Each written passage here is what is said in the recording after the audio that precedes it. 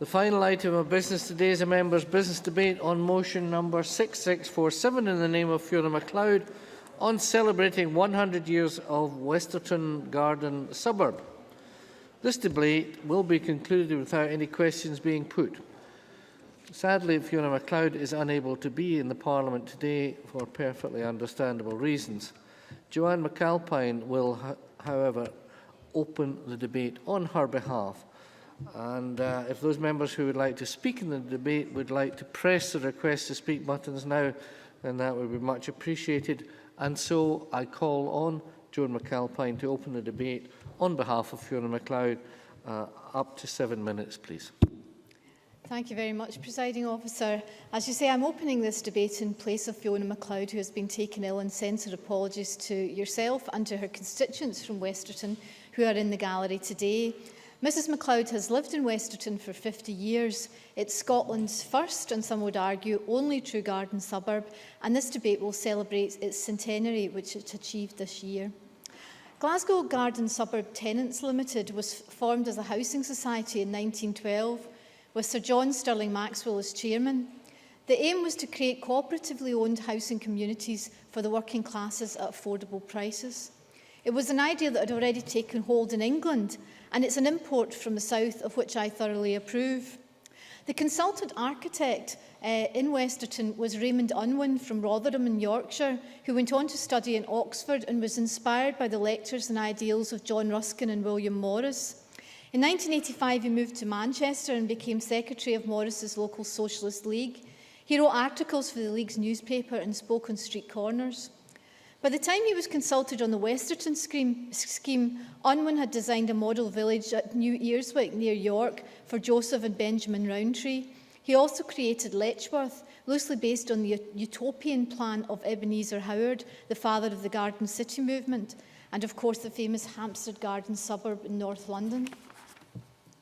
Westerton came later with the Scottish architect John Alexander Grant of the famous Honeyman and Keppie acting as the architect on the ground, and Unwin providing overseeing direction. Only 81 of the original 120 houses were constructed due to the outbreak of World War I. The original plans envisaged over 300 houses, with 120 or so planned for the initial construction phase on low-lying ground adjacent to the railway station, which of course was vital for the garden suburb. Taking its name from an abandoned farmsteading, Westerton-Garden-Suburb's foundation stone was laid by Lady Campbell of Succoth on the 19th of April 1913. And by 1915, 84 houses and a shop with a flat above had been completed. Despite the disruption of the war, Westerton-Garden-Suburb did continue to be occupied and managed on a co-partnership basis, with more houses built in the later 20th century. The tenants' cooperative arrangement was so successful that it continued until 1988, when properties were sold to sitting tenants. A strong community identity was fostered and is still maintained today.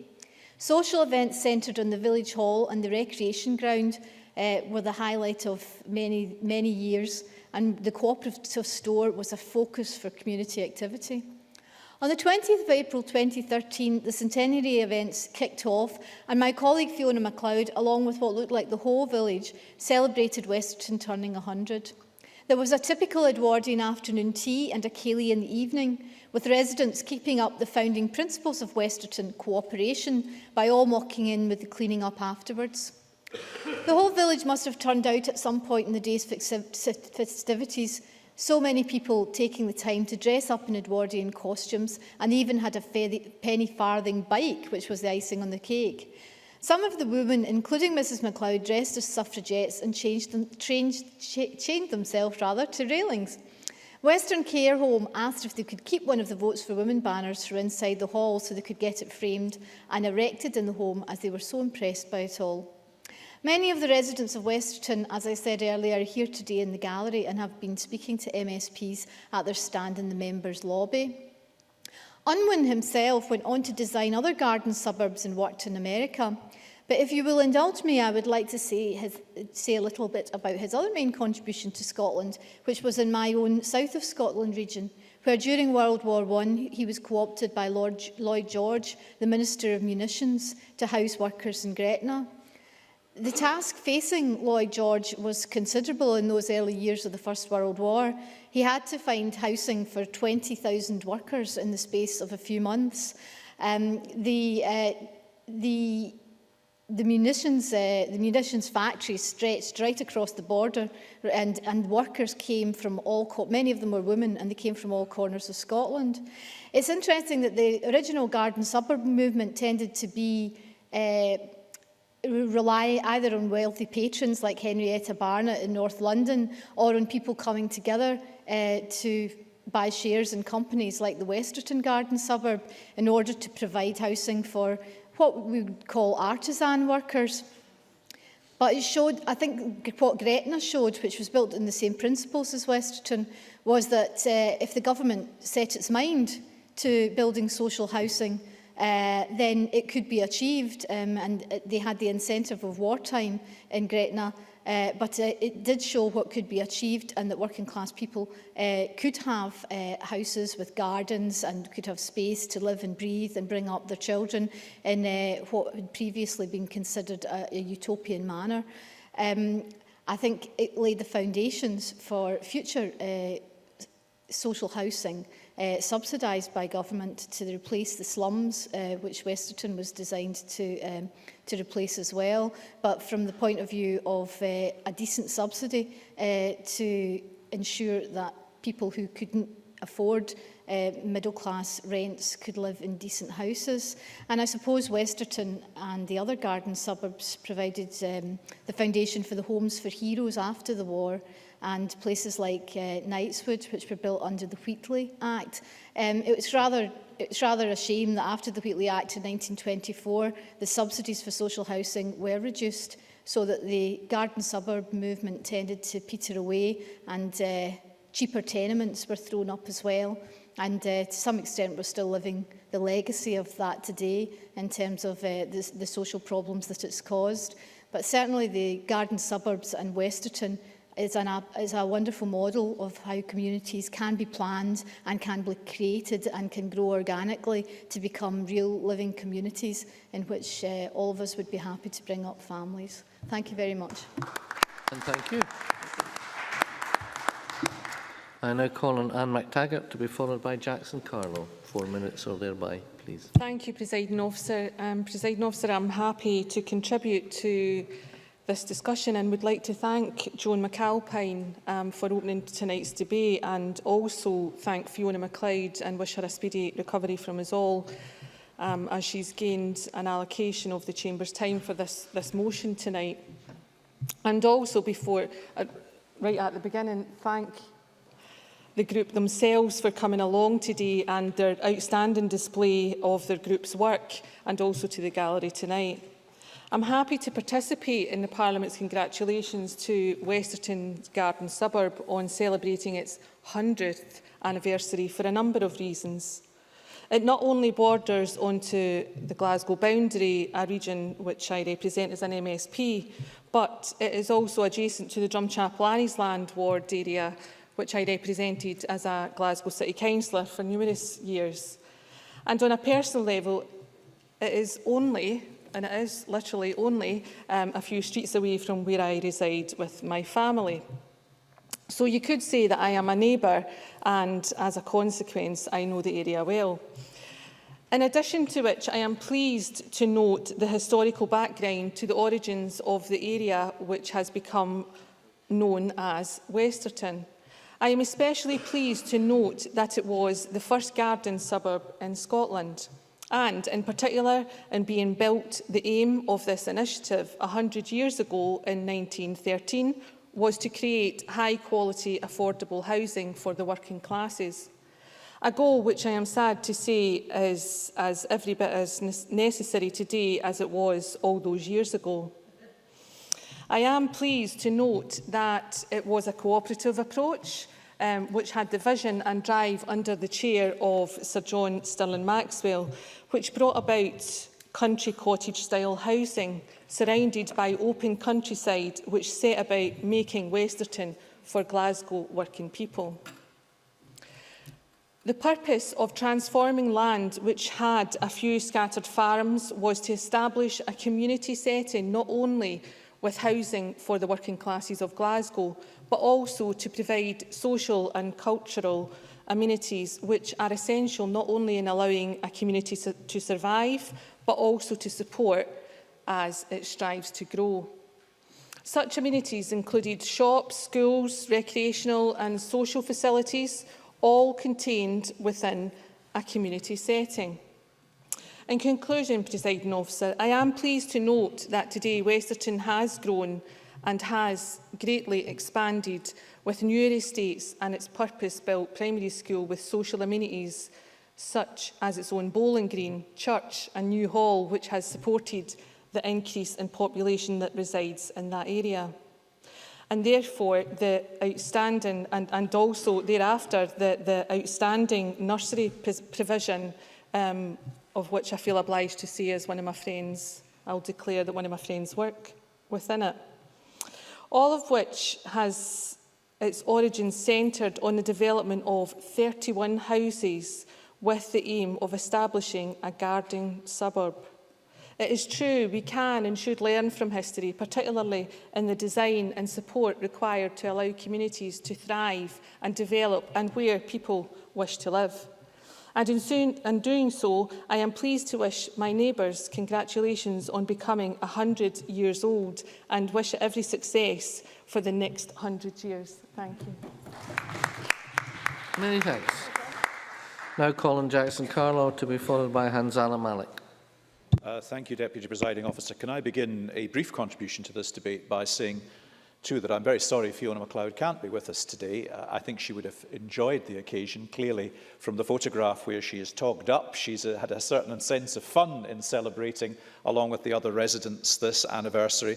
And I know she would have wanted to be here with them today. And I'd like, I think, to say how impressed I was by the highly original way in which they were entrapping MSPs this afternoon with their rather excellent historical display at the bottom of the corridor there. Some members posed for photographs within it. Some of them, I have to say, looked very much at home. There are Edwardians still, I think, among us who can enter into the spirit of it. But it was a terrific way to, I think, illustrate something that should be celebrated. I've been quite struck by the briefing because I was watching the television series Who Do You Think You Are? And it opened this season with a profile of Una Stubbs. Sometimes I find these programmes rather contrived, but this one was particularly interesting because her relative Sir Ebenezer Howard had founded Welwyn Garden City in 1919, quite a bit after Westerton. But the same principles were at stake. He, in fact, I think, gave most of his wealth, health and life to the establishment of a community that was meant to be one in which everybody would have access to space, to services, to a community, and which would be affordable. And yet here we are, several years earlier, just to the north of Glasgow, with a community established on the same basis. And I think that's very much to be applauded. And what strikes me in the photographic montages that I've seen has been the sheer class of the design. This was affordable social housing that had style, that in fact many would envy really if they were to see replicated today. And it was designed to be affordable social housing, but not perfunctory, not sort of a lower standard of expectation, but one which actually allowed people to see and to enjoy a much higher quality of lifestyle. And how disappointing it is in a way that that didn't really continue for decades thereafter. In essence, I suppose because of the rush and the need, perhaps that sort of model of planning was lost. You know, Westerton survives 100 years on, where many examples built much more recently and certainly subsequently have long since been demolished and gone. Is there hope? I think there is. I was very pleased to be able, as I know other members have, to tour the Commonwealth Games village, which has now been built, and which, of course, will be and is designed to be very much of an affordable social model. And when you go around that, you see the opportunity for a whole new community, not dissimilar to Westerton, with facilities and with access to open areas around about, but of a standard that I think will inspire families to enjoy life, not simply to have a roof over their head. And I think that's one of the things that all this time back to 1913 we should celebrate. Sir John Stirling Maxwell, of course, obviously had a personal commitment to this project, and I think it's interesting that subsequently Sir John was to donate Pollock House, his home in the south of Glasgow, to the National Trust, and Pollock Gardens, now Pollock Park, to the people of Glasgow. So a lung, an opportunity for a public and of all of the public to participate in a community which offered so much more is something that extended way beyond Westerton, and I think we should celebrate its example and be proud of the fact that it is ours. Many thanks. I now call on Hanzala Malik, after which we'll move to the closing speech. Good evening, Presiding Officer. It's a great pleasure for me to celebrate as well Westerton, and it's the fact that it's the first of its kind in Scotland. It's a very proud moment for me because I've always been very keen to promote all that's good in Scotland, and this is a prime example of that. It shows the commitment that people had over a century ago. It touches, and you've mentioned yourself, Mr. Callis, about the quality of the buildings, the quality of the example that is in front of us. It's not the matchboxes of today. And you're absolutely right. I remember the Gorbal flats being opened by Her Majesty. I was there, I took photographs, and I went back to take photographs of it being demolished in Queen Elizabeth Square. So I agree with you in terms of the quality that was laid down and the people who actually cared about people who cared about the Glaswegians, or they cared about their country, they cared about the city. And sometimes I think that's an example that we want to promote to our citizens today, that they ought to be thinking in those terms. Sir John also made such a huge contribution to society, and there are many examples of that in days gone, where people made huge contributions. When I first passed the display this afternoon, I was impressed. Impressed with what? Impressed with the commitment of people who are engaged with it, even today. I'm impressed with the quality of the construction that was there, and I was impressed with the fact that we were celebrating 100 years of it being there. And I think, these are small chapters of history that we have that we need to be proud of, and we need to celebrate them more often and more frequently. There are very many opportunities that we miss by not promoting these types of activities that have been in our past. And one of the things that delights me is that when we look at our past and we look at all the construction in all our cities, you go up and down some of the city councils and you go into the building and you say to yourself, my God, this is a beautiful piece of engineering. This is a beautiful building, a strong, sturdy, honest-to-good building. That's what we made times gone past. And we need to be proud of that fact. And we need to celebrate that more often. And I think something we want to maybe do is make sure that all the buildings and all the various organizations that were set up to support the communities, and here is an example of one that we're celebrating today. I wasn't intending to speak up until I saw the display outside, and I took a photograph there as well. And the reason I was drawn to it was the fact that it showed the commitment that some people made such a long time ago. And, sometimes we don't praise those people while they're alive. And it's only we realize when we've lost them that we realize how much they do for us. And we're always looking at ways of bringing people down rather than lifting people up. And I think we need to start reversing that trend. I really genuinely believe, after looking at what this housing association has done, after looking at how they've contributed to the society, after looking at what they're trying to achieve in terms of bringing new ideas and new concepts, it's wonderful. And I think the reason is why I'm so proud of this, that we can celebrate that today. And I'm just hopeful. And I'm hopeful that you will also encourage more people to come forward and be represented in this way so that we can celebrate them. We have a record. All these issues are put on record that we have, in fact, celebrated these achievements that people have done for us in the past. Glasgow City of Parks. I didn't realize that this was something that was so unique that we had within our city. I learned something today, but it's something that's really made me happy. And I wanted to share that with the Chamber and with everybody else in Scotland. So thank you very much for the opportunity. Many thanks. I now call on the Cabinet Secretary, Fiona Hislop, to close the debate on behalf of the Government. Thank you. I too would want to give my best wishes to Fiona-McLeod. She's clearly passionate about Westerton, and I'd like to thank her for putting down the motion, and also to thank Joe McAlpine for so ably introducing the debate, and thank everyone for their contributions. Presiding Officer, Scotland's conservation areas are very important social and cultural assets, reflecting our long-standing tradition of town planning and placemaking. In this country, we have an internationally celebrated heritage of castles and country houses, historic cities and towns. We have very many important individual historic places, but we have also specialised in building entire new towns and creating new communities. And this stretches back to the medieval boroughs of David I, to our Georgian new towns and the 19th century tenement.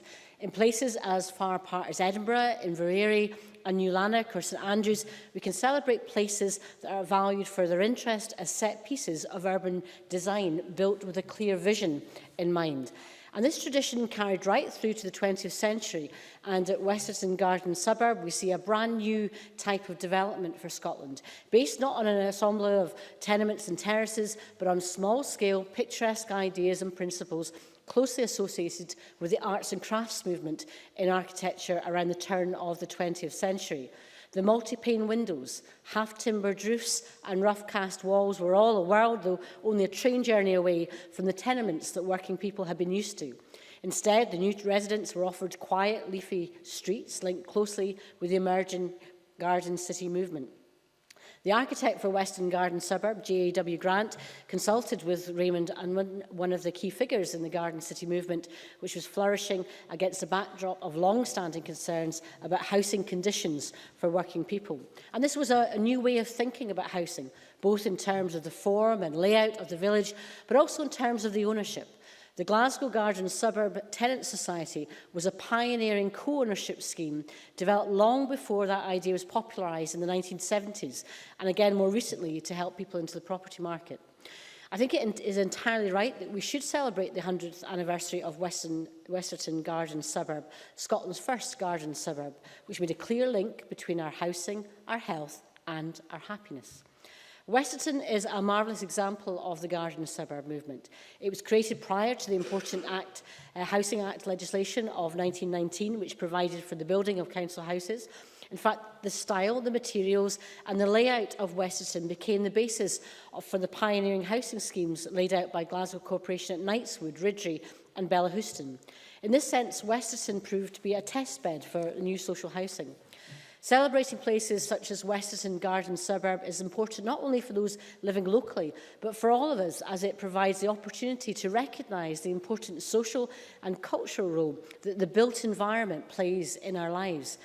And following the First Minister's recent announcement of the themes for the future focus years, Hanzala Malik will be very pleased to know that we will have further opportunities to celebrate places such as Westerton-Garden-Suburb, alongside some of Scotland's many other great achievements in the built environment, with 2016 set to focus on innovation, architecture and design. So this should be a celebration not only of our famous and high-profile architecture, but also an opportunity to recognise the value of our everyday places. These are the places where we spend much of our time, and they are of real significance to us as individuals and communities. And these are the places which reflect who we are and how we live. And the contribution of our places, such as Westerton-Garden-Suburb, will continue to play an important role during 2017, when the focus year will celebrate history and heritage. So I'm pleased that the young people of Westerton have been able to take part in activities organised with the input of Architecture and Design Scotland, which allow them to creatively learn about the ideas which informed the planning and design of the place where they live.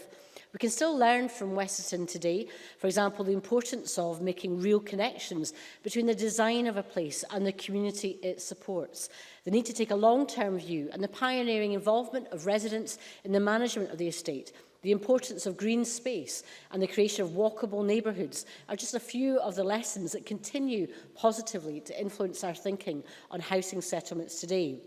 And many of our recent Scottish Sustainable Communities Initiative exemplar projects draw parallels with Westerton and aim to be the conservation areas of the future.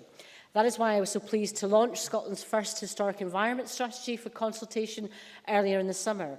And this sets out a vision for Scotland's historic environment, very much rooted in the values it provides to communities and individuals, such as Westerton, in the foundation it sets for people's sense of place, as well as the backdrop to where they live, work and play.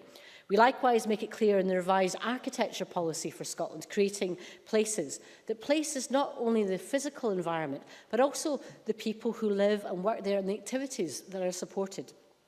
And it is clear from the enthusiasm in which the community have celebrated their centenary that Westerton is a truly successful place from which strong social bonds have emerged. And I was very intrigued to hear about the penny farthing, which must have been, I think, of great entertainment for many. The foundation stone for the new village was laid on the 19th of April 1913, and I'm delighted that Westerton continues to thrive today. The Glasgow Garden-Suburb Tenants Prospectus stated in 1913 that the Westerton project was founded on, and I quote, a sound commercial basis and merits the support of every public-spirited citizen who is desirous of seeing a system of housing arise in our midst which makes for better health and improved moral and social conditions. It went on to state its ambition to create a place where, and I quote, the worker finds a home in beautiful and healthful surroundings where his family enjoy better health and in consequence become better citizens. These ambitions, Presiding Officer, have stood the test of time, and they, alongside the physical place that they created, are worthy of celebration 100 years on. The banners and the fun activities related to the centenary celebrations are a wonderful testament to the power of place and of community. I think the original founders of this great place would have been rightly proud, and I would like to add my congratulations to 100 years of Westerton-Garden-Suburb. Thank you very much. I now close this meeting of Parliament.